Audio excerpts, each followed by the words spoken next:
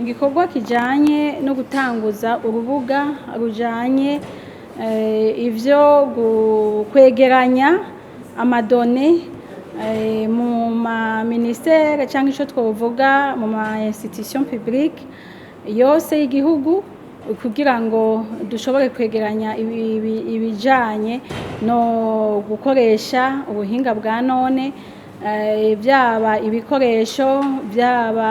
ingene internet dukoresha ingana byaba ivyuma dukoresha mbere tukaca dushiraho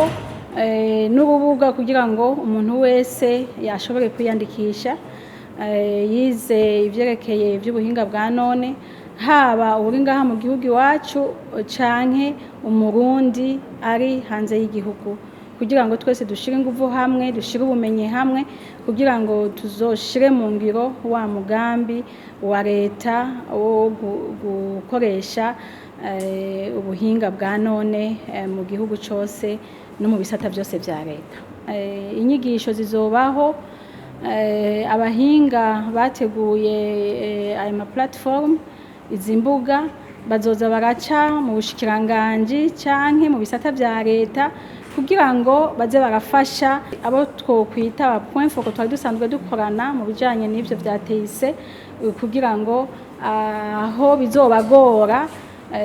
gutanga izo done biciye kuri izo mbuga baze babe hafi babafashe mbere turanategekanye kuzokwigisha abene gihugu canke abavyifuza eka mbere na mwebwe abamenyesha makuru kugira ngo ibibazo bimwe bimwe muri ivyo vya digitalisation muzoba mushaka kumenya canke kubwira abarundi muzoze murakarihirizwa ubwenge.